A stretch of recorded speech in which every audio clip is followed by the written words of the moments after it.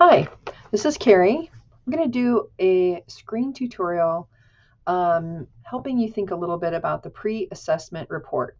We'll think through two questions. How do you know which assessments to administer for that report? And then what should the writing of that report look like? The first step, probably in getting to know what you should be doing for the pre-assessment report, is to really take a look at the Education 3640 syllabus.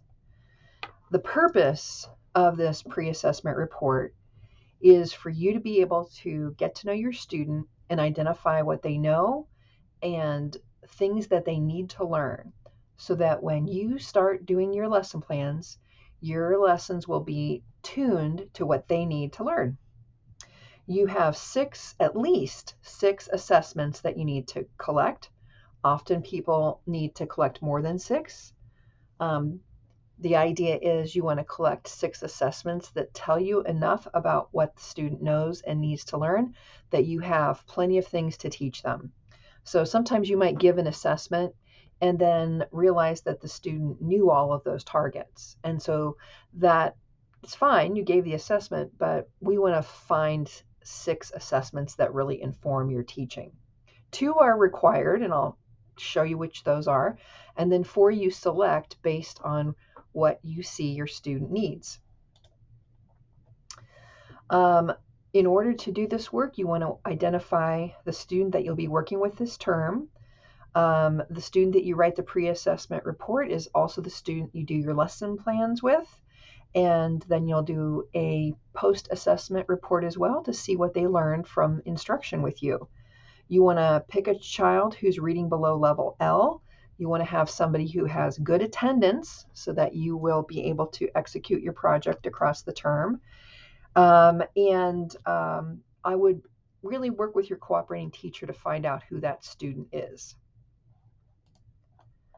After you've identified your student, if you go to Blackboard under Permission to Assess Letter right here, you'll find a form that looks like this, and you will just fill out the necessary pieces of this form, and you're going to send that home. You need to get permission from the parent or guardian before you can start assessing the student. So this should be one of the first kind of orders of business when you go to the field. It's probably just going to take you over here. It asks you how much time. The estimated time needed to complete the assessments, I'd say like 40 minutes. 40 minutes, but you're going to be doing them in little segments, right? You're not going to assess a child for like an hour and a half. All right, so that's your permission to assess. You send it home. Hopefully the parent signs it and gets it back to you. Or the teacher might decide to send it home with the child and then get verbal permission over the phone. That's fine too. All right, two required assessments.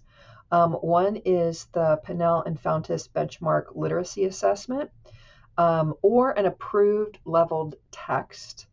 And I'll show you these in class, but the benchmark assessments come in little boxes like this.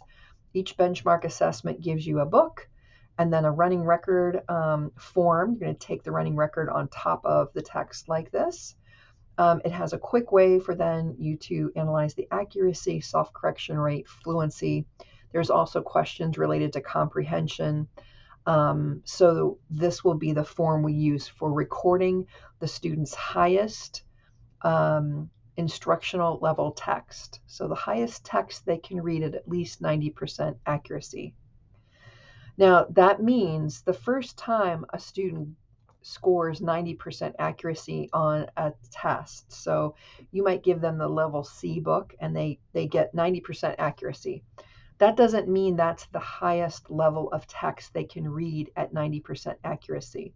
You have to go up until they fall below that 90% accuracy range.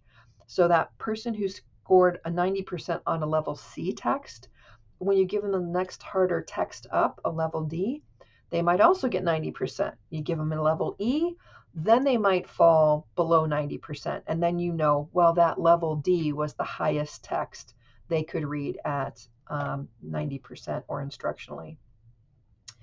Also, the second required assessment is you're going to collect writing samples and collect 3 of those. These can be things that you see the child write. So a writing sample is not something that they created for the teacher.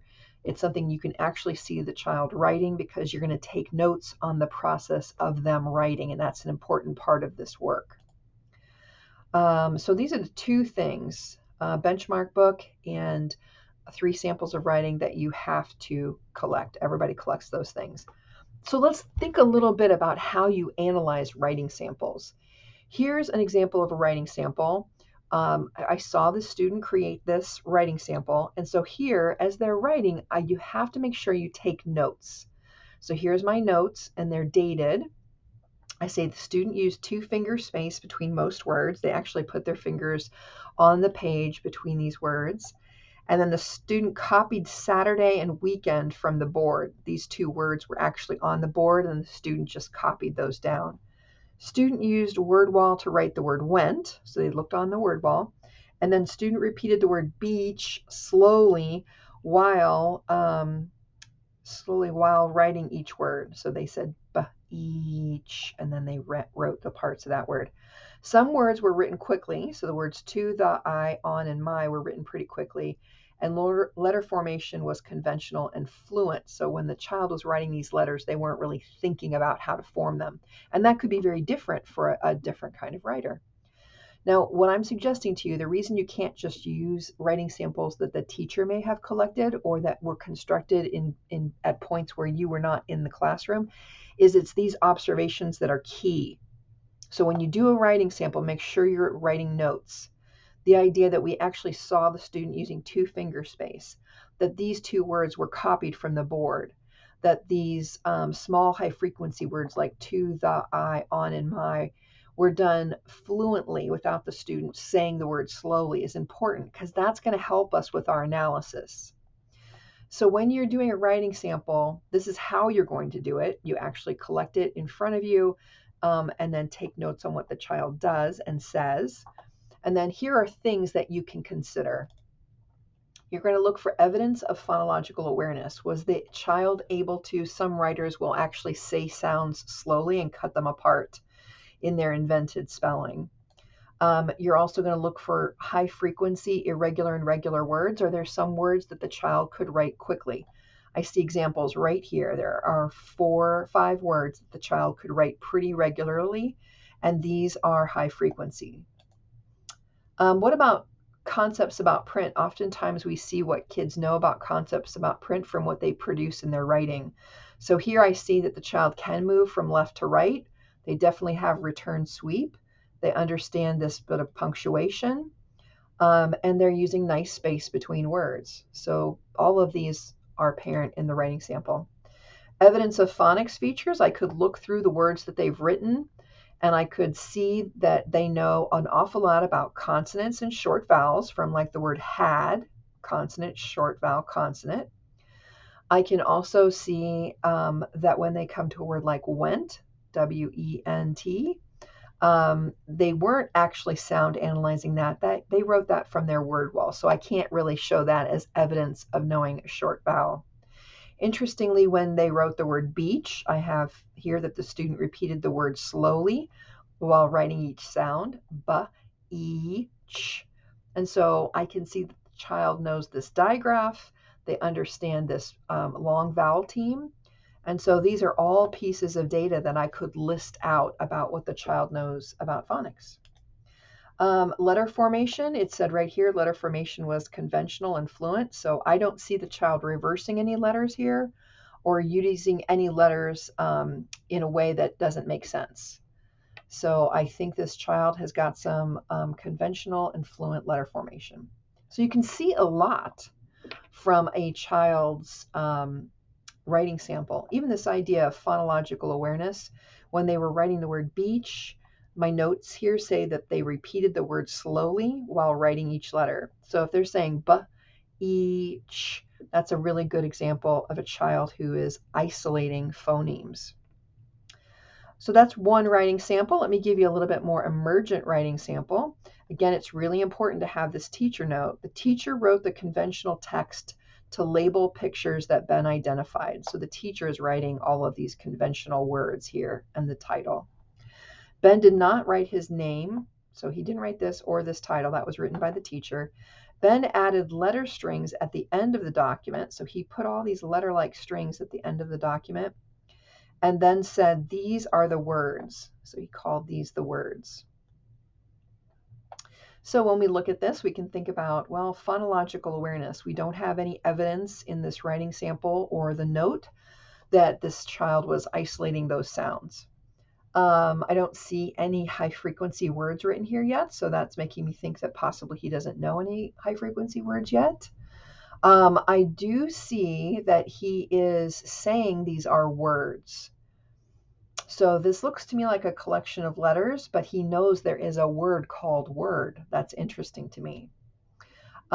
He has some capital letters here, but I don't know if I don't see him using them conventionally, so I'm not sure he knows what a capital letter is.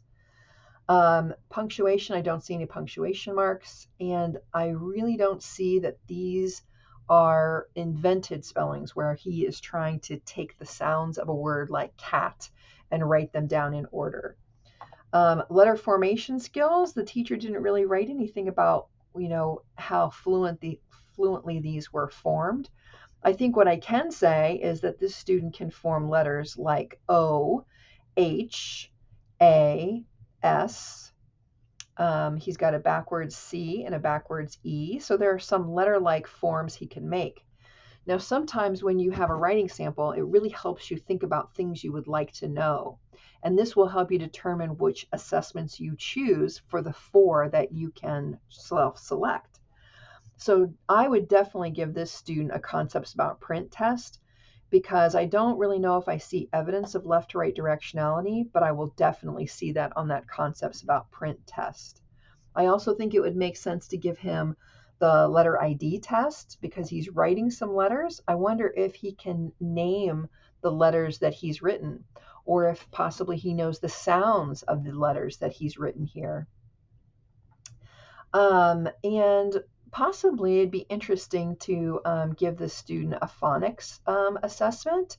So when I tell him a word like cat and ask him to write those sounds, can he do that? Or is he at the point where his writing is not sort of in the letter name stage, but really more in that pre-phonemic, pre-alphabetic principle stage? So the writing samples will help you see things that the child knows and needs to learn. It'll also help you think about assessments that you might select to give the student to learn more. So here is one more example. The child has written, "It is raining outside." And the teacher here writes, the student said each word slowly, isolating sounds before attempting to write raining for raining and outside for outside. She wrote it and is quickly and fluently without articulating them. So what I'd like you to do is just stop the video and think about what this sample and the notes tell you about phonological awareness, high frequency word knowledge, concepts about print, phonics knowledge, or letter formation. Go ahead and stop the video, make a list of things you see, and then when you come back, we'll compare notes.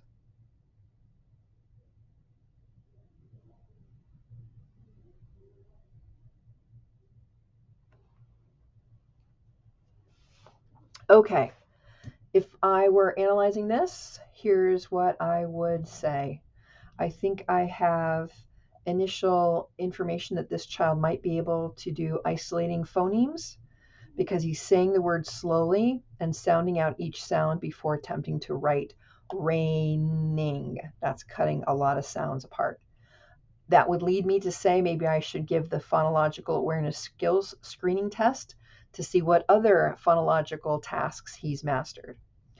High frequency words, he produced it and is quickly. So I see he can produce those high frequency words. I wonder what other high frequency words he can recognize or produce. I see beginning concepts about print. I see some space between words, but not all of the words. So this might be a half known, putting space between words. Definitely there's some left to right directionality, and he uses a period. So since he does this in writing, I would like to give the concepts about print test to see if he recognizes those concepts and others. In terms of phonics knowledge, in raining, he's got an A, but not an ing, so he doesn't have that ing piece yet. Looks like he's got consonants and short, or, well, actually, there's the name of the A, kind of like as a vowel. Outside, he's got lots of consonants. The vowels are less developed, right? So he doesn't give us an other long vowel for the raining, AI, and he doesn't give us the ow and out or the vowel consonant E inside. So I'm going to guess that this little kiddo is probably at either the beginning of within word stage or at the end of letter name stage. And in order to determine that, I would actually give him probably the Gansk's letter name stage test. And if he aces that, I'd move up to the within word stage test. In terms of letter formation, I see this kiddo using some capital letters in weird places. Oftentimes kids do that when they don't know how to write the lowercase version of those letters. So I would be curious on the letter ID test if he can identify lowercase r, a, I, s, and d. And if he can identify them, can he say the sound of them? And really, very importantly, I would give him the handwriting without tears test to see if he can actually write R, A, I, S, and D in their lowercase form. So required running record on the Pinnell and Fountas form, and also writing samples. Okay. Your 4 supplemental assessments are going to be chosen from your ability to evaluate that student. So I've given you some hints in those writing samples about how the writing sample helps me think about which assessments to give next. In reality, this is one of the most important parts of this assessment is I am seeing if you can strategically select assessments based on content knowledge and the knowledge of the purposes of the assessments that you've learned.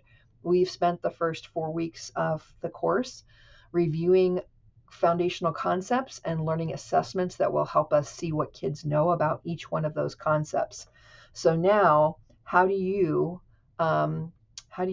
show me that you can match the assessment to the level of the student? That's what I'm looking for.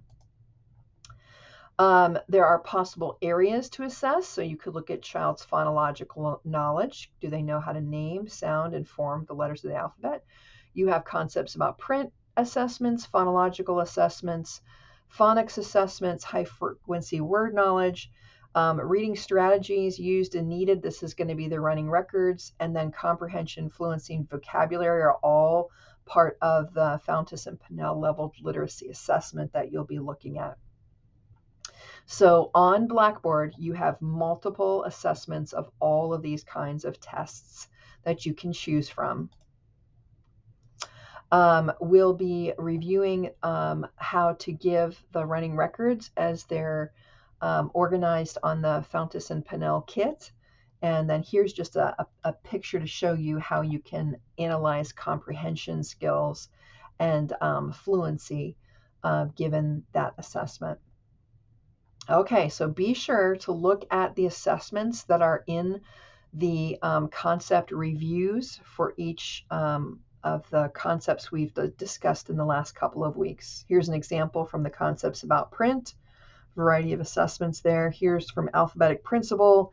Here's that letter name, sound, and formation test that I adapted. Here's the clay letter ID test. Here's the handwriting without words, tears tests. And then, there's some other assessments that you might want to browse through, especially if you have a student that you want to know more about what do they know about alphabetic principle. Here's lots of different assessments. So look at them and select assessments that make sense. Okay. A couple of other strategies to help you know which assessments to administer. I would say when you get into the field, try to have a conversation with your teacher to get some background knowledge on that student. What does that child think? What does the teacher think that student's instructional text level is? She may have an idea, and it might be a good place to start as you're assessing them on that Fountas and Pinnell test. But oftentimes, we get a different perspective because maybe the teacher did an assessment, at the very beginning of the year and things may have changed. You might talk to the teacher about what concerns she has or he has about the student's literacy learning. Those might be areas to investigate more with an assessment. And then you want to conduct, initial observations while you're doing running records in those writing samples. Those initial collections of data will help you think about what assessments to choose next. And then following, your first couple of interactions with the student, you're not actually teaching a lesson template or doing any assessment. Instead, we're going to do a thing called roaming around the known, which I'm going to tell you about in a separate screencast. But in those roaming sessions where you're just basically doing some reading and writing activities that are fun and engaging with the child, but in those interactions, even though the main idea of those is for you to establish the working relationship with the student, you're going to still get to see some things that they know or some things that are tricky for them. So when you're doing those roaming around the known sessions, and I'd say you'd want to do at least 2, take some notes on what you see that child doing. You can use those observational notes as part of your thinking, and they could lead you to some really good assessment choices. All right. So then let's imagine you've collected all of the data. You've got 6 really good pieces of data that show you what the child knows and also what they need to learn. And so now you're ready to write the analysis report. Okay. The first step is you're going to look at each piece of data. So if you've given the concepts about print test and the phonemic awareness skills screening and the letter ID test, whatever those tests are, you're going to look at each individual piece of data. You're going to score it if it has a scoring protocol, and you're going to write an analysis. An analysis is basically where you're making a little list where you say, here's what the student knows. Here's the things they kind of half know. Looks like they have a little confusion, but they almost know. And then here are some things that they need to learn. Make 3 little lists for each piece of data. That's your first step, all right? And it's not until you've done that you can start actually thinking about writing the actual report.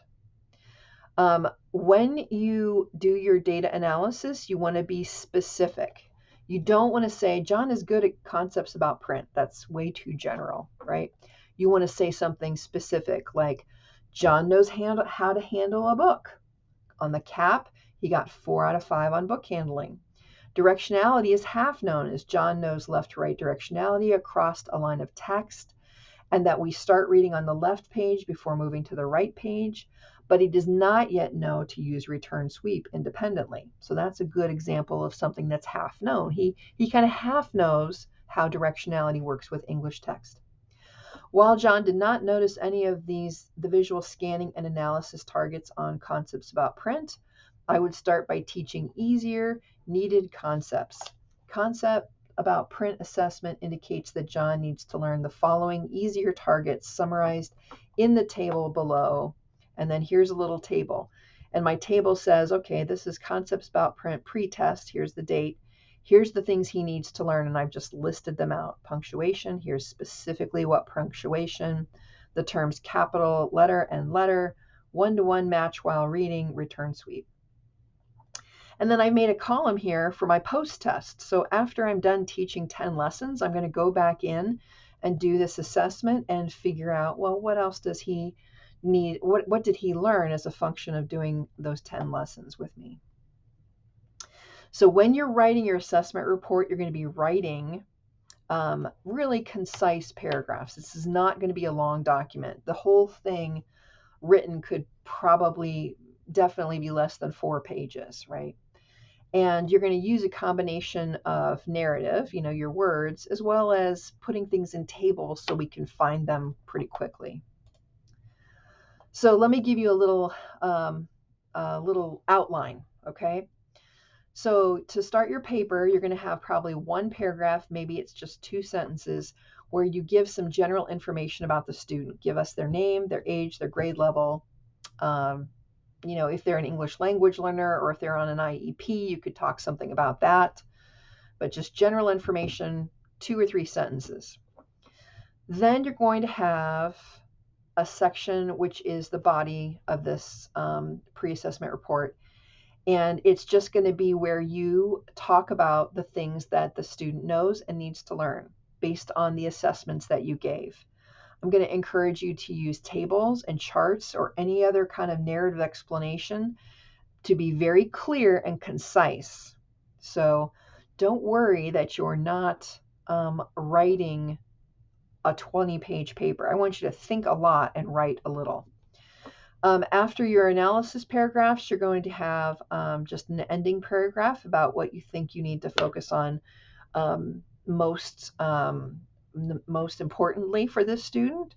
And then you're going to have a section called the appendices, where you include all of the original data samples. So that's where you're going to put the 3 writing samples, the Fountas and Pinnell writing records, the letter ID test, whatever original pieces of data you collect. In an appendices, you're going to put each of these data resources as a separate appendices. So Appendix A might be my writing samples. Appendix B could be my Fountas and Pinnell writing records.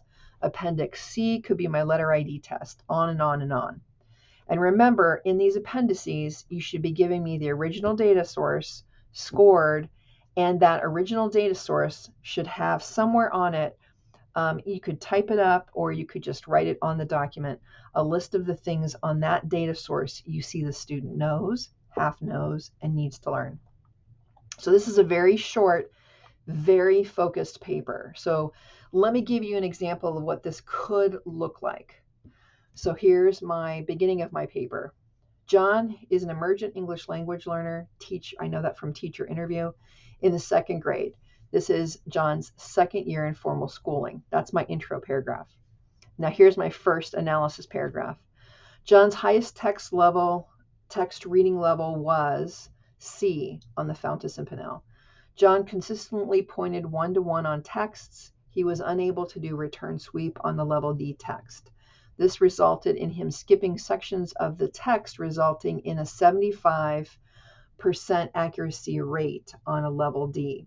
I will start instruction on level C, but will be sure to demonstrate return sweep, as I think this will help him read more difficult texts. So that's my little paragraph on the highest text level that he has. Now I'm going to talk about the concepts about print test. In terms of concepts about print, John knows how to handle a book. He got 4 out of 5 on the book handling area. Directionality is half known. This is the exact paragraph that I just read to you earlier. So you can see intro, paragraph 1 analysis talking about one test, paragraph 2 talking about another test. And since this test, concepts about print, had a lot of necessary targets, I put it in a table. So very concise. Then I've got a table here, or I've got a section here on high frequency words. John can read 10 high frequency words by sight on the Fry sight word test. Here they are: the, in, on, it, can, was, is, me, my. Interestingly, when I asked John to write the 10 high frequency sight words that he recognized on the Fry sight word test, he could only write or produce 4 of those. So he could name all of these, but he could only write on, in, a, and me. And I did that as a writing sample. So your writing samples could be targeted. You could say, hey, can you, write the words that they were able to read on the Fry test? That would be a good writing sample. My goal is for John to be able to read and write these target sight words by the end of our lessons. And then I've made a little data chart. And so I put high frequency sight words John can read and write in September. Those are in red. He could read and write a, in, on, and me. The ones in black are the ones that he could read, but he couldn't write.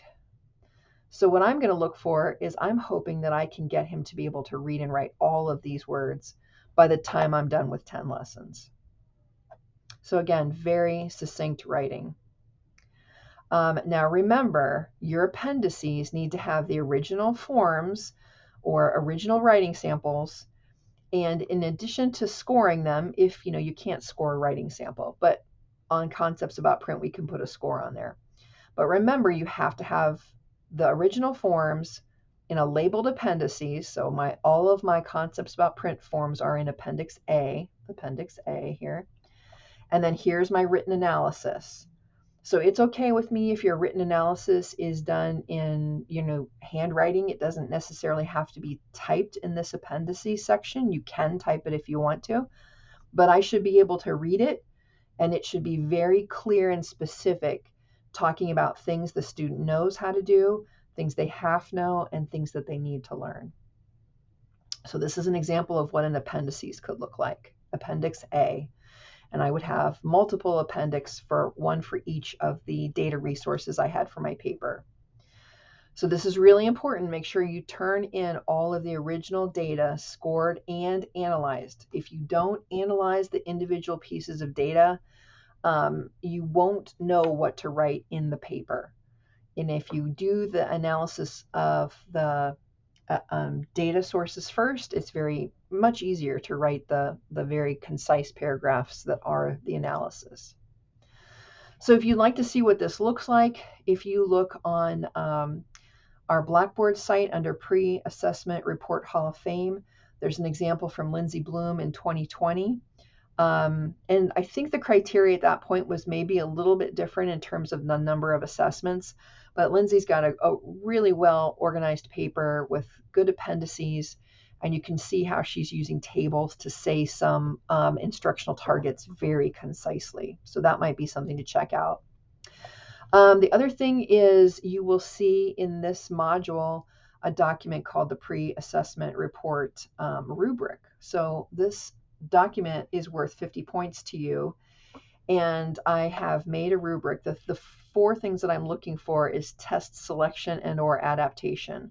So you want to show me that you could pick tests that were important and useful for the student.